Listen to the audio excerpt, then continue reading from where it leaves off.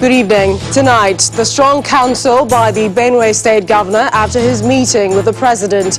We cannot talk about 2023 elections until Nigeria is safe for everyone, he says. The military moves to flush out arms-bearing bandits from Benue State, sets up a patrol station in the forest along River Benue. Central Bank retains monetary policy rates, insists its foreign exchange policy remains flexible. And the U.S. President calls for a ban on assault weapons and tighter gun control measures in the light of the Colorado shooting. Plus business, sports, news from Abuja, and later international news from our London studios. On business news tonight, naira strengthens across foreign exchange markets as central bank maintains its managed float policy for exchange rates. On sports news tonight, it's a full house in the camp of the Super Eagles as they step up preparation for the AFCON qualifier against Benin Republic. And from Abuja, state parliamentary workers protest against non-implementation of an executive order which grants financial autonomy to state legislatures and judiciary.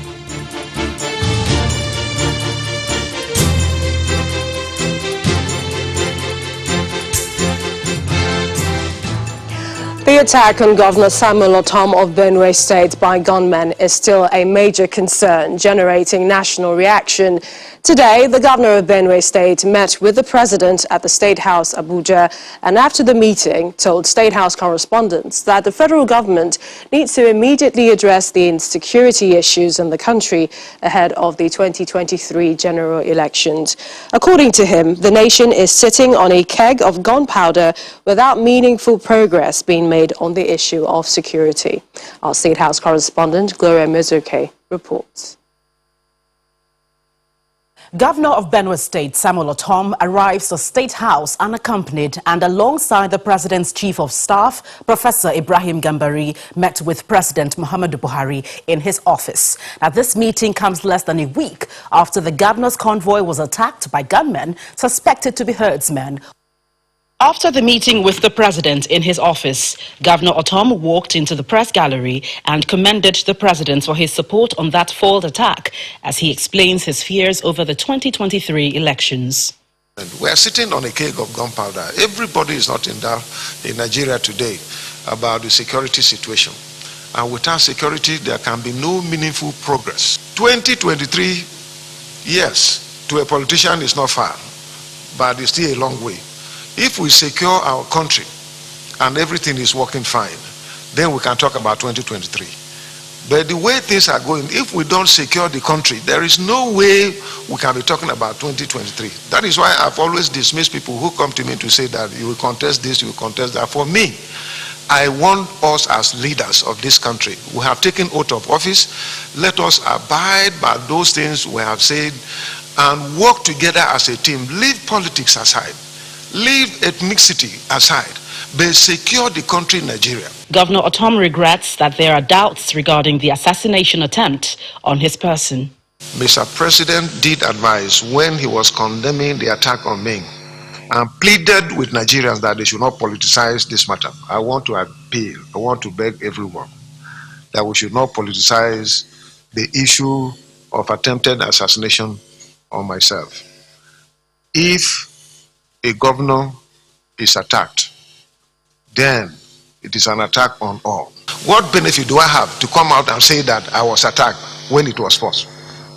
My security agencies, not all of them are from Benue State. You have Fulani people there, you have Hausa, you have Yoruba, you have Igbos who are amongst my security personnel with me. And were with me on that day. So what benefit do I have to, I see as mockery, trying to mock me, but I pray that what happened to me should not happen to any other person.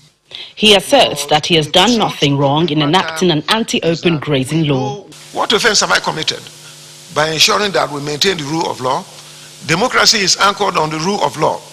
So when people come out and are insisting that they will not respect the rule of law, and you want me to keep quiet, I will not. But I won't take laws into my hands. That is one thing. Because I love this country, I've been privileged to serve in various capacities, and for whatever reason, I should do the things that will coordinate and unite this country together.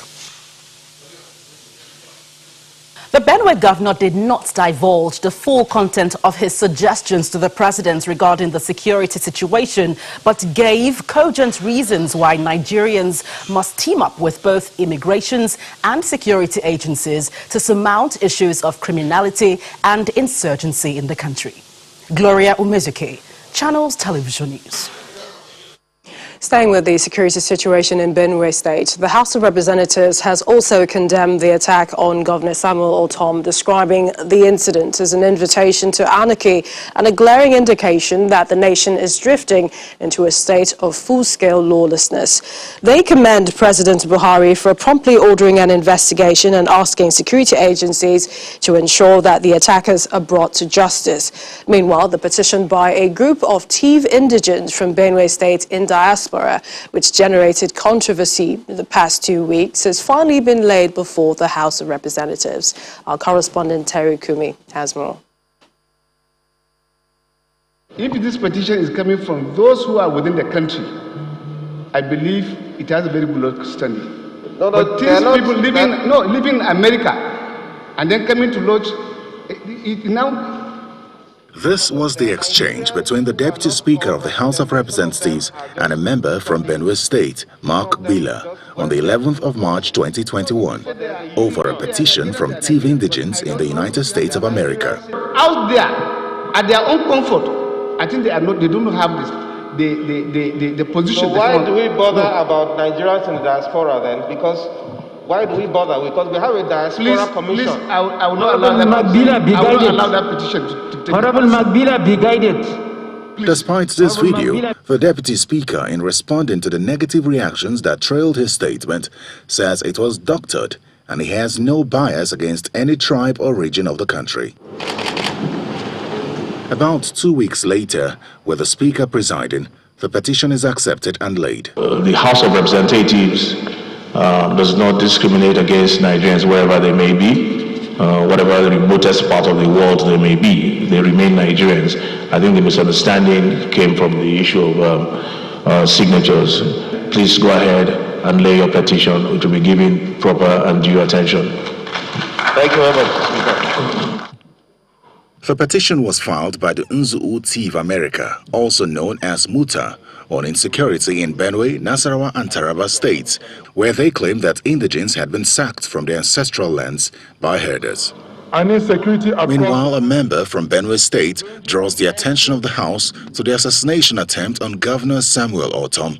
Disturbed that since this attack, several media, particularly the News, Daily Post, Premium Times, and Vanguard newspapers of 22nd March 2021 have been awash with reports that a group identified as Fulani National Movement, FUNAM, has through one Umar Amir Shehu claimed responsibility for the dastardly attack and reportedly justified its attempt on the life of the Benue State governor. While the President has ordered a full-scale investigation, the House is asking the Department of State Services and the Nigeria Police to thoroughly investigate the threats and statements allegedly attributed to the Fulani National Movement. Terry Ikumi, Channels Television News. Meanwhile, the military spike force of Operation Rural Stroke, set up specially to deal with armed herdsmen and militia groups in Benue, Nasarawa and Taraba states, is establishing a patrol post along the Makodi-Tiomiu Road through River Benue Forest with the intention to face the bandits. The commander of Operation Rural Stroke, Major General Adeyemi Ekini, disclosed this today after visiting the scene of the attack on Governor Samuel Ortom, which is now being occupied by troops shortly after they burned down the hideout of the armed herdsmen in the forest. My troops are still inside. Right now, as we are speaking, still combing the forest to see if there will be any other criminal element that we could get in the area. So I just thought I should bring you here and to appeal to you that our operation in Benue State here, you should not be judged by this singular incident. This is a security breach, and we are already working on how to prevent the recurrence of this type of incident in the future. Please remember, when we look back at how we started and where Benue was when Operation Wildstro came into this state, we'll be able to see that we have made a lot of progress. In the meantime, Ondo State Governor Rotimi Akeredolu has been proffering solutions to the insecurity situation in the country. Governor Akeredolu says now is the time for the leadership of the country at the center to employ a multi-level policing and the National Assembly to begin the process of restructuring the country. He says President Buhari should summon the political will to effect the needed structural changes to fix insecurity. He was a guest on our political program, Politics Today. There must be a swift response to all this level of insecurity. So for now, since there's nothing else we can do, even if we are those of us who believe that there should be multi-level policing and that the time has come for us to have state police, it's not something you can force down. It's something that will have to go through the National Assembly. It takes some time. Why is it difficult, Governor, for your party, the ruling party APC, to restructure this country or even make it a matter of national emergency? Well, a number of us, no doubt, believe that there must be, the issue of the structure of this country must be addressed. We are not running away from that fact. And as you know, even in our Constitution, restructuring is fundamental there. Now, the issue is, why is it difficult? It shouldn't be difficult. And I believe that the best time to do it is now. And because by His grace, Mr. President is running his second term, and Mr. President can, if there is a will, there'll be a way. And this can be done. And some of us believe that, look, it is important for us to do it once and for all. And let everybody come to the table, make your case. Yes, I know that at the National Assembly level, a number of things being done on amendment to the Constitution. Bring it out, let people know what you are doing. From security to economic matters, the central bank says the country's economy is improving steadily, but more actions, such as the interventions in critical sectors of the economy, must be sustained to get it back on track. The CBN governor, Mr. Godwin Emefiele, made these comments after the bi-monthly meeting of the Monetary Policy Committee in Abuja. For the second time this year, the Monetary Policy Committee is meeting to decide on key economic issues. Before this meeting, figures from the National Bureau of Statistics reveals economic indices that are not good for the country. This includes the rise in inflationary pressures, unemployment and insecurity, which is leading to high prices of food items. Real GDP, according to National Bureau. Though the recovery of the nation's economy is gradually taking a new turn thanks to the COVID-19 vaccine, the central bank is promising to consolidate on gains achieved to reflate the economy. While the bank is intervening significantly in the agricultural sector, the rising insecurity in some food-producing areas is limiting the expected outcomes in terms of supply to the market, thus contributing to the rise in food prices. The committee further noted that the key drivers of the increase in core inflation included the hike in the price of premium motor spirit PMS, popularly called petrol, upward adjustment in electricity tariffs, and the depreciation of our currency. There are also concerns raised by the Monetary Committee. This includes how to address issues of rising debt and how to increase investment in infrastructure. MPC noted that fiscal headroom remained constrained and fragile following the twin shock of the pandemic and oil price volatility and the continued build-up of public debt. MPC noted the bank's innovative efforts towards maintaining exchange rate stability. It also impressed on the management to remain focused on its drive to increase accretion to reserves, especially in its recent incentives to attract diaspora remittances into the country. The economic outlook for the year 2021 remains gloomy, both at the global and domestic front. The Monetary Policy Committee is hopeful that with the arrival of the COVID-19 vaccines, Nigeria, just like other countries, is on its way to full economic recovery. In part two, after the break, there's more on the CBN Monetary Policy meeting, including discussions with the Chief Executive Officer, Financial Derivatives Company, Mr. Bismarck Rewane. Please join us again.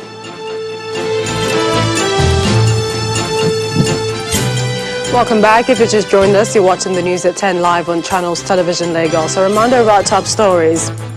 The strong counsel by the Benue State Governor after his meeting with the President. We cannot talk about 2023 elections until Nigeria is safe for everyone, he says.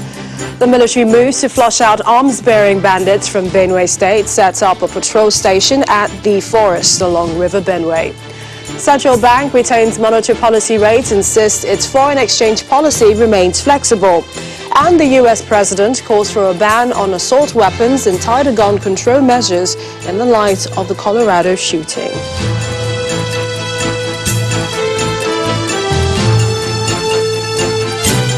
Staying with the economy, the central bank governor also said the country is still maintaining a managed float exchange rate, contrary to recent reports by Bloomberg that the CBN has adopted a flexible rate in its foreign exchange policy. Nigeria has not changed from its foreign exchange management policies. Nigeria still remains on a managed float. What does the managed float regime mean?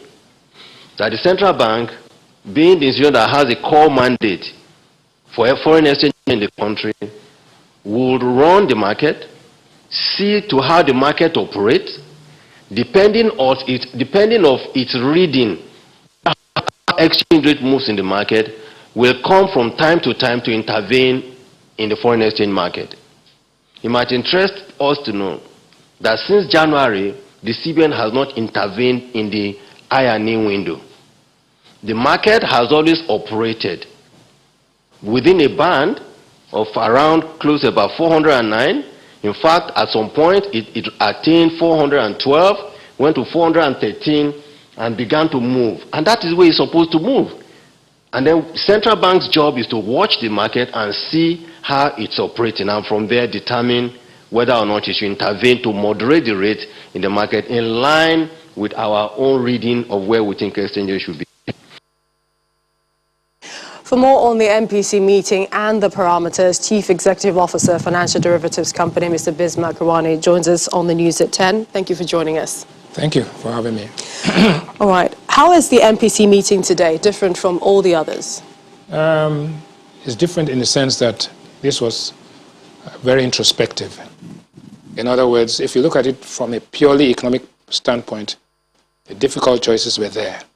But when you look at it from the broad view of saying political, security, and economic, then you see, like what we say in the States, the central bank was between a rock and a hard place. So they went into deep introspection. They are dealing with inflation, dealing with unemployment, and dealing with parameters. But the important thing is that 24 meetings, in 24 meetings, 21 times they've had a ritual of no change. But this time, 33% of the people voted for an increase in rates, and 66% voted for keeping it, maintaining hold. Therefore, there must have been a deep debate, and they must have discussed this in great detail. Nigeria is recording high levels of inflation. I mean, how is this affecting our economy? How is it hurting the common Inflation Nigerian? is a thief of value, and there's no question about it. And it's not a single factor driver. Okay, so, and what we've heard in the past is that inflation above 12% is growth retarding. Inflation above 9%, which is the central bank higher limit, is also a problem. Now we are at 17.3. We have almost the second highest rate of inflation in sub-Saharan Africa, as it were. Now, what does this mean? It means that you have to do something about the interest rate structure you have. The central bank is actually dealing with both the unorthodox and orthodox method. So in other words, what you are going to see is that you have inflation at 17.3% and you have treasury rates at about 2-3%. But recently, you started seeing a creep up in interest rates. But that gap has to narrow because high inflation and low interest rates means that people will not save. And if they don't save, they can't invest. And if they don't invest, you not create jobs. So you're now left with the dilemma of high unemployment and high inflation. So in economics, we call it the Phillips curve, where you trade off one for the other. Now, there's no time for trade-off. You have to pick one, deal with it before you sequentially. That's what's happening right now. But one would ask, when you have, high numbers in inflation and then unemployment, what does this really amount to? It means that really, like I said, you have to understand what are the drivers of inflation. Because now you cannot trade off. You have to deal with one before the other one. When you look at inflation, what are the causes of inflation in Nigeria? 1, exchange rate pass-through. 2, logistics and the price of petrol, diesel, and there's a correlation between that and prices. Then you have tariffs, and then you also have seasonality, and then you have security. So when you deal with these 5 variables, as you can see in that graph, you now begin to understand that you have to deal with it with a cocktail of measures. But most important is that you must do something about your rates of interest, because once the propensity to save increases, people consume less, and then it helps to bring down inflation. So we think that inflation will moderate towards the end of the year or maybe next year. But right now, our projection is that inflation, even next month, will go as high as 17.8%. Just before we come to the short and long-term impact, you've done a consumer poll, which is quite a telltale. Yes. What does it mean, and how did you arrive at this? Well, we talked to consumers, and the first thing was that Nigerian consumers said they were all exhausted. They're tired. And 65% of them said they're tired of promises. 25% of them said they're tired of lame excuses and stories. And 10% say, I really don't care, I'm out of here. So it tells you that there's a trust deficit. That is not to say that policies are not working. The policies are working, but the results are very slow in coming, and people are exhausted. So something has to happen in a hurry, because people, the trust deficit becomes a major problem for government. And that is why maybe the central bank is taking this balanced view. So whilst we would deal with the economics of it, we have to take care of this security and the other political considerations. So looking at the impact of all of this on families, looking at commodities and their prices, what are we seeing? Well, we looked at 10 products.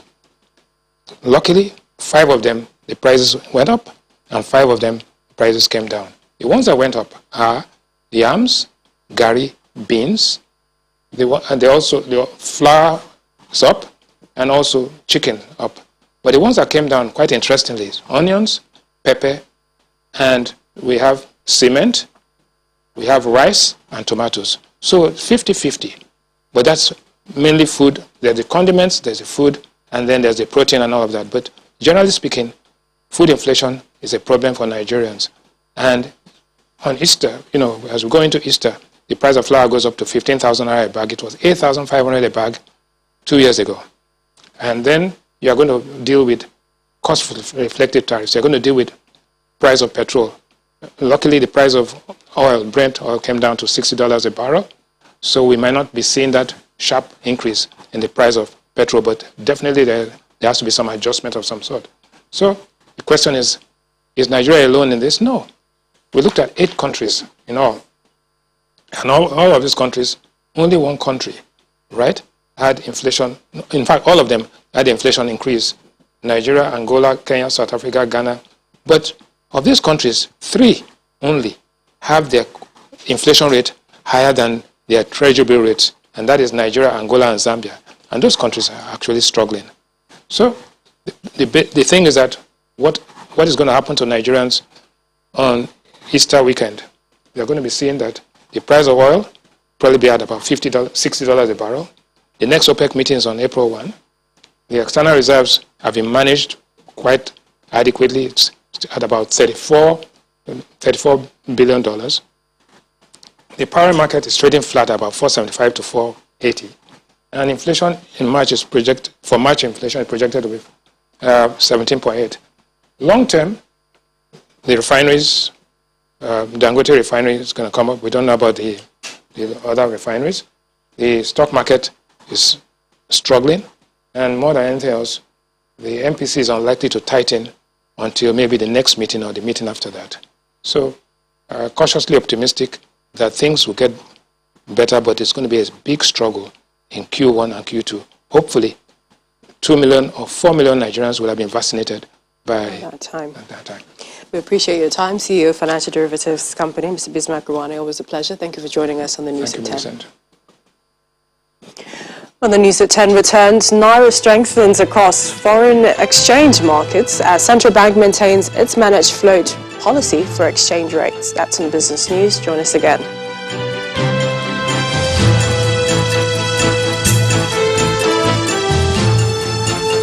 To the National Assembly, where the Senate is amending the law setting up the Asset Management Corporation of Nigeria, AMCON, to empower the agency to more efficiently recover assets.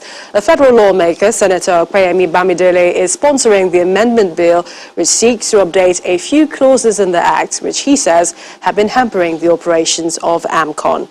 According to him, under the current Act, the continued smooth operation of AMCON is threatened by the tenor put on a key funding provision for the agency. Objectives of the amendment bill. 1. To allow for a more flexible, industry-determined tenure for one of the key funding options of AMCON in order to enable it carry out its functions effectively.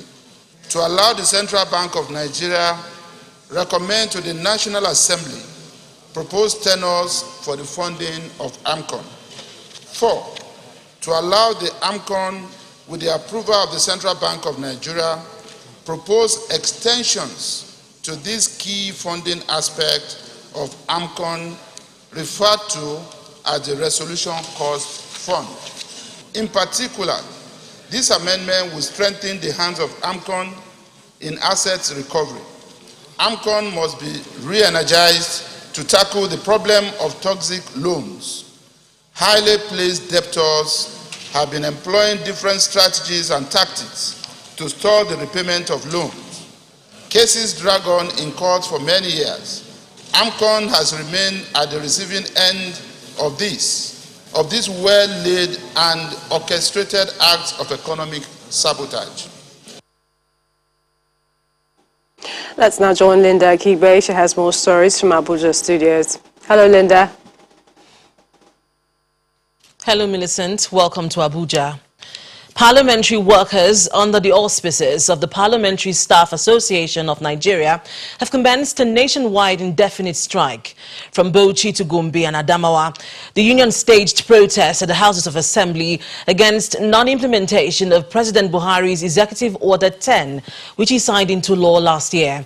The law grants financial autonomy to states, legislature and the judiciary. Parliamentary workers in Gombe State chanting solidarity songs, carrying placards with several inscriptions.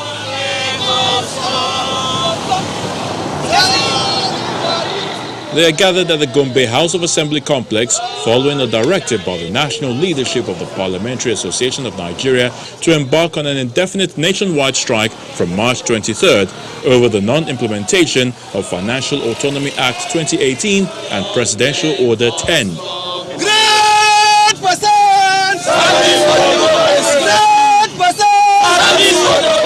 Executive is there operating.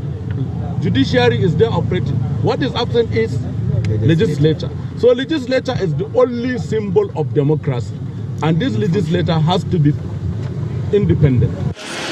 In Bauchi State, members of the union closed major entrances to the State Assembly complex, preventing staff from entering while they hung placards on the walls. There is 3 arms of government. There is executive, legislature and the judiciary. Only the executive are functioning, while the legislative and the judiciary were not functioning based on a lack of financial autonomy. In Adamawa State, protesting parliamentary workers stormed out to picket the State Assembly complex as well with placards while chanting solidarity songs. The entrance is totally locked up, even as they demand for the autonomy of the legislature and the judiciary across the country. We are therefore here to comply with the directives of the National Executive Council to embark on the strike until the full implementation of the section of the Constitution which gave autonomy to the State House of Assembly and the judiciary. And that section is section 121, subsection 3 of the 1999 Constitution as amended. The situation at hand clearly calls for a quick and amicable resolution among stakeholders to allow state houses of assembly carry on with their legislative functions while addressing the needs of parliamentary workers. Rivers State Governor Nyesom Wike is asking the Chief of Army Staff, Lieutenant General Ibrahim Atahiru, to stop soldiers from providing personal security to state governors and other politicians in Nigeria. Governor Wike describes as unfortunate a situation where soldiers who are recruited and trained to protect the citizens and the country's territorial boundaries are deployed to provide protection for prominent citizens and their properties. Governor Wike said this when the Army Chief led a delegation on a courtesy visit to the government house in Port Harcourt, the state capital. It's the first visit of the Chief of Army Staff, Lieutenant General Ibrahim Atahiru, to Rivers State since his appointment in January. He says he's in Rivers State to oversee the military operations at the formations and units under the 6th Division, but decides to meet with Governor Nyesom Wike, whose leadership qualities he commends. I wish to commend you for the peace and security you've been able to provide in Rivers State, which has contributed immensely to the economic growth of the state. Thank you for your continued non-tolerance approach against separatist groups. His visit presents the governor with an opportunity for scrutiny of the operations of the Nigerian army. He accuses the army of encouraging mediocrity and involvement in partisan politics. In those days, when you see a soldier, you run. These days are difficult. Why? Because soldiers have been exposed to politics. I want you to make a difference. To say that what their interest is to protect Nigerians, is to fight bandits, is to fight insurgency, and not to carry ballot boxes. He goes on to recommend the redeployment of soldiers to more important national assignment. What is the soldier doing in the farm? Is it where the soldiers are? No. You have to reduce threat. You can use the number. The country is facing a lot of insecurity now. So withdraw these men from politicians, these soldiers from politicians, so that the soldiers can go and do their work. Governor Wike gives lack of confidence in the past leadership of the military as the reason for his decision to oppose the Nigeria Governors Forum's endorsement of a fresh withdrawal of funds by the federal government from the excess crude accounts to fight insecurity. He, however, commits to more cooperation to ensure improved security of lives and property of Nigerians. And to politics. Ahead of the 2023 general elections, the caretaker Extraordinary Convention Planning Committee of the ruling All Progressives Congress APC says it is putting in place mechanisms to assist the party retain power at the centre for at least the next 34 years. Speaking in Abuja while inaugurating a 61-member strategy and contact committee at the party's national headquarters, the chairman of the committee and governor of Yobe State, Mai Malabuni, explains that the selection of members of the committee is based on merit and competence. He adds that the vision of the party is to remain Nigeria's leading political party.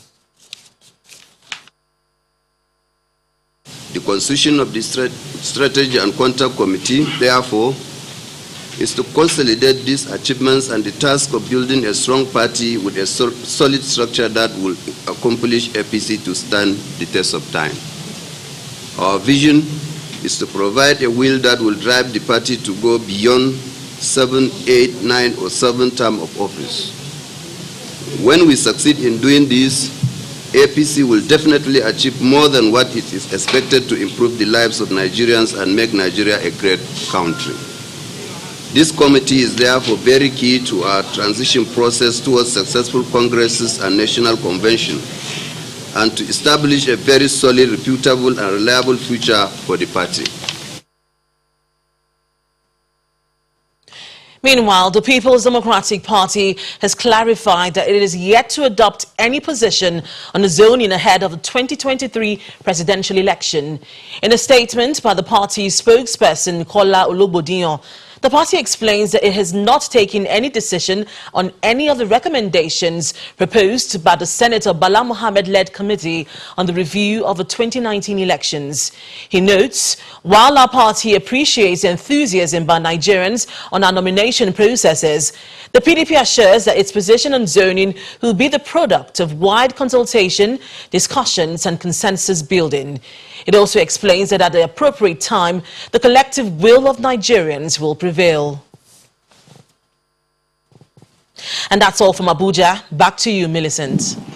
Thank you, Linda. Now, a federal high court in Lagos has ordered the extension of the deadline for the National Identity Number NIN registration by 2 months. Justice Maureen Oyeteno granted the extension while delivering a ruling in the fundamental rights suit filed by a lawyer, Monday Ubani, against the federal government, the Attorney General of the Federation, the Nigerian Communications Commission and the Minister of Communication and Digital Economy. Mr. Ubani had contended that the initial 2 weeks ultimatum, now extended to April 6, 2021, given to telecommunication operators to block SIM cards of Nigerians who have not registered with NIN, if allowed, will infringe on his constitutionally guaranteed right to freedom of expression, right to own movable property and right to life. In his ruling, Justice Oyeteno granted all the relief sought by Mr. Ubani.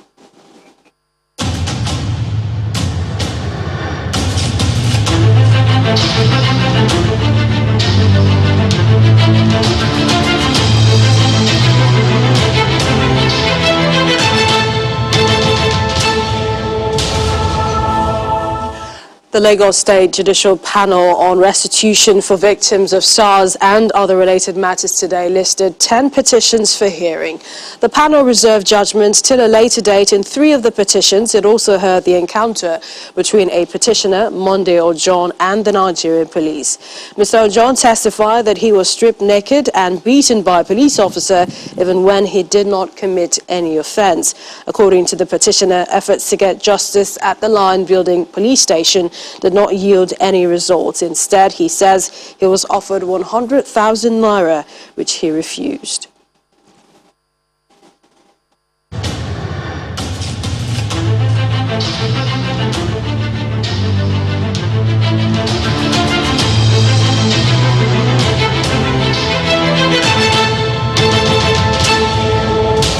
It's over to Teniola Shibowale with some business news.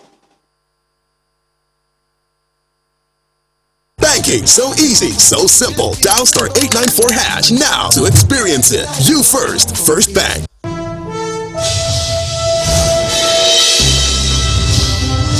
Thanks a lot, Millicent. Welcome to Business News. The naira strengthened across the foreign exchange markets today amid moderate demand for the dollar by end users. This comes after the central bank governor, Godwin Emefiele, announced at the end of the Monetary Policy Committee meeting that the CBN would continue to maintain a managed float policy for exchange rates in the country. The local currency rose by 0.2% to 409 naira 80 kobo against the dollar at the investors and exporters window of the forex market, 680 against the British pound and 582 against the euro. However, the official rate of the naira remains constant at 379 against the dollar, while it closed at 486 at the parallel market. Nigeria's stock market reversed to negative territory at the close of today's trading session following losses in the share price of bank stocks. Layo Adegoke tells us about it.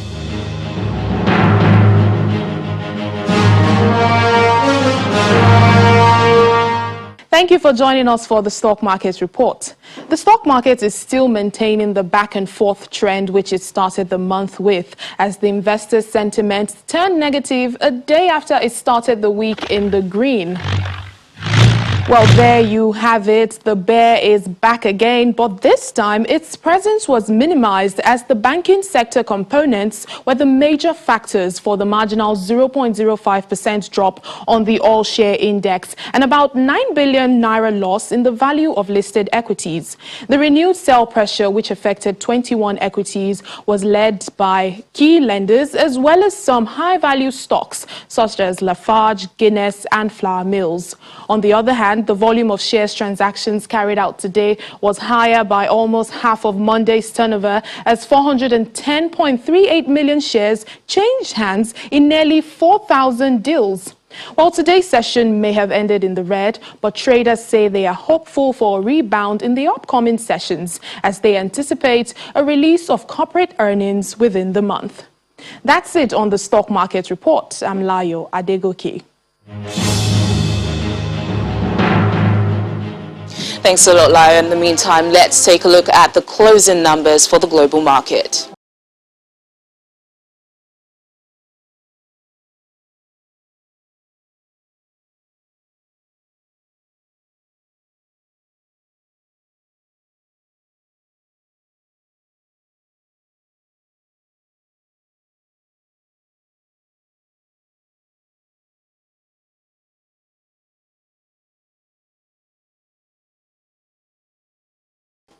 President Joe Biden of the U.S. has called for a ban on assault weapons and tighter gun control measures a day after the mass shooting in Colorado. Police have identified the gunman as 21-year-old Ahmad al-Alawi Alisa and the 10 victims in the incident. Alisa now faces 10 counts of murder. Here's Simon Pusey with more international news and around the world in 5. Good evening and welcome to the Channel Studios here in London with your international news around the world in 5. A suspect is being questioned in the US city of Boulder after 10 people died, including a police officer, in a shooting at a supermarket. Authorities have as yet not announced any information about his identity, the type of weapon used, or any possible motive. Aerial footage broadcast live from the scene showed a bloodied man being escorted away in handcuffs and loaded into an ambulance. The policeman killed has been named as Officer Eric Talley, a father of 7 who had been with the police department since 2010. The fatal shooting comes less than a week after shooting attacks at 3 spas in the Atlanta area, which left 8 people dead. The foreign ministers of China and Russia have called for a United Nations Security Council summit over what they term heightened global political turbulence. Chinese Foreign Minister Wang Yi and his Russian counterpart Sergei Lavrov have met to condemn Western sanctions against them over human rights, and they have rejected outside criticism. Mr. Lavrov said during the joint press conference that Russia and China both viewed the US as seeking to rely on Cold War military alliances to undermine the international legal architecture. Israelis are voting in their 4th general election in 2 years in what is widely seen as a referendum on the Prime Minister Benjamin Netanyahu. Polls are being held as Israel emerges from lockdown and 2 weeks before Mr. Netanyahu's corruption trial resumes. The Prime Minister is fighting charges of bribery, fraud and breach of trust. He has been in power continuously since 2009, having served an earlier 3-year term in the late 90s. Opinion polls show the race still too close to call. Bangladeshi officials have begun investigating the cause of a massive fire that killed at least 7 and displaced tens of thousands of people at a Rohingya refugee camp. The huge blaze, the biggest in the cramped settlement since 2017, swept through the camp and destroyed thousands of homes. Police said that it ripped through the bamboo shelters and grew after cylinders of cooking gas exploded to cover about 1/10 of the more than 1 million Rohingya refugees in the area. Authorities in eastern Australia have issued fresh flood warnings and evacuation orders as emergency services have deployed helicopters and boats to rescue residents stranded by rising floodwaters. Severe weather warnings have been extended to areas not previously affected, including the south coast of Sydney, Australia's largest city. Rescue staff on boats can be seen helping people back onto dry land after torrential rains swept away homes and roads. 4 police officers in Kenya are set to stand trial over the death of a British man in 2012 after a judge ruled the case should be heard. As medical evidence appears to show, Alexander Monson died in police custody when he was arrested in Kenya for allegedly smoking cannabis. Police have in the past said Mr. Monson died of an overdose, but his family argued he was killed by officers. 2 reports by government pathologists said that Monson died after suffering a traumatic blow to the head. Ethiopia Prime Minister Abiy Ahmed has announced that soldiers found to have committed atrocities during the military offensive in the northern Tigray region will be held accountable. The comments by Mr. Abiy comes days after the UN said it had agreed to Ethiopia's request for a joint investigation into allegations of human rights abuses. The US has described the violence in Tigray as ethnic cleansing. The fighting reportedly killed thousands of people and displaced hundreds of thousands. Twitter founder Jack Dorsey's first ever tweet has been sold for the equivalent of $2.9 million. The tweet, which said, "Just setting up my Twitter," was first published on March the 21st, 2006, and was auctioned off by Mr. Dorsey for charity. It was bought by Malaysian-based buyer Sina Estavi. The businessman compared the purchase to buying the Mona Lisa painting. The tweet was bought using a cryptocurrency, which is a rival to Bitcoin. And finally, check out this spectacular drone footage of an active volcano in Iceland. Rare pictures shot from a drone show magma spewing into the night air with lava streaming from the eruption site around 30 kilometers southwest of Iceland's capital Reykjavik. Researchers have descended on the area to study and film the volcano, with some even using the piping hot dried lava to cook hot dogs on. The Icelandic Meteorological Office has classified the eruption as small and said it poses no immediate danger to people in the area. And that's your international news around the world in 5. Now back to the Channel studios in Lagos.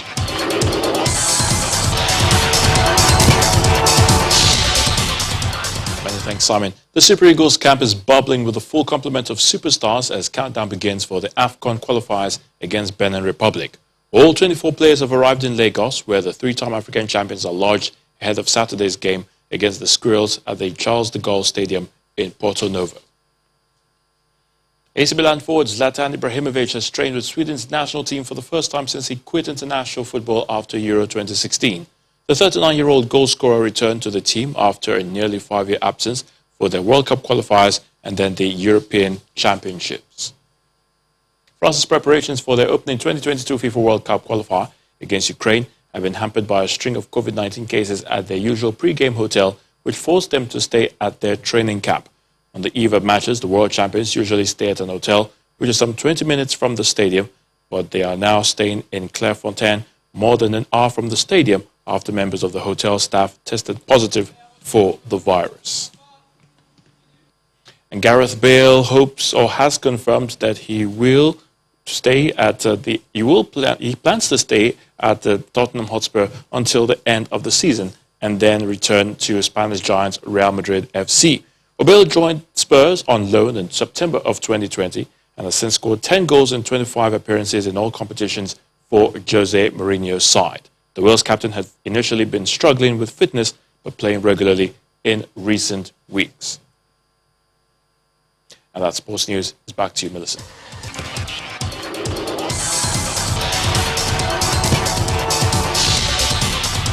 Thank you, Tunde. And the main news again. The governor of Benue State, Samuel Ortom, today said that Nigeria cannot talk about 2023 elections until the country is safe for everyone. He said that after a meeting with President Muhammadu Buhari. He also said the country is sitting on a keg of gunpowder. Also today, the Central Bank of Nigeria retained its monetary policy rates and said its foreign exchange policy will remain flexible. That's news at 10 tonight. Thank you for watching. I'm Millicent Walker. Have a good night. Stay safe.